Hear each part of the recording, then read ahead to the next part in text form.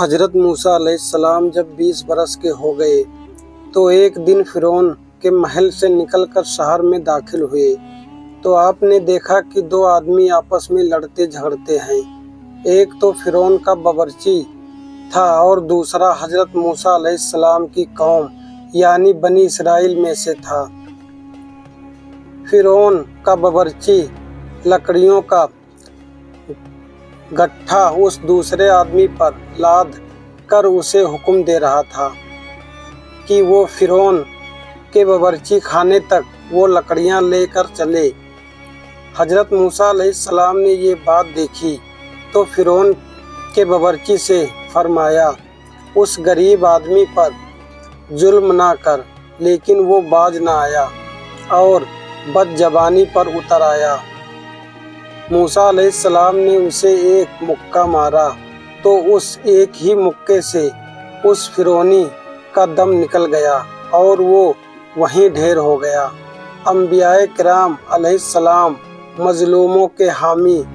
ये भी मालूम हुआ कि नबी सीरत व सूरत में भी सबसे बुलंद व बाला होते हैं और नबी का मुक्का इम्तियाजी मुक्का था कि एक ही मुक्के से जालिम का काम तमाम हो गया।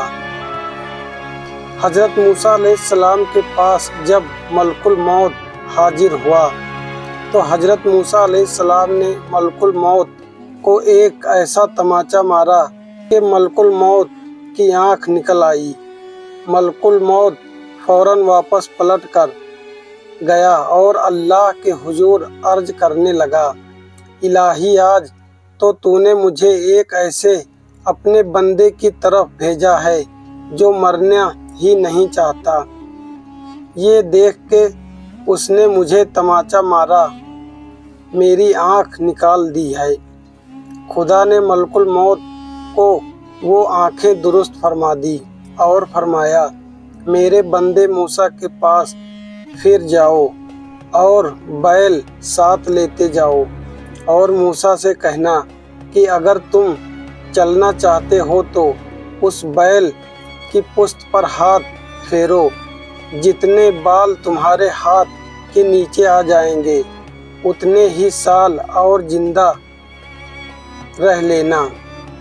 चुनांचे मलकुल मौत बैल लेकर फिर हाजिर हुआ और अर्ज करने लगा, हुजूर उसकी पुश्त पर हाथ फेरिए, जितने बाल आपके हाथ के नीचे आएंगे उतने साल आप और जिंदा रह लेंगे। हजरत मूसा अलैहिस्सलाम ने फरमाया, और उसके बाद फिर तुम आ जाओगे? अर्ज किया, हाँ। तो फरमाया, फिर अभी ले चलो।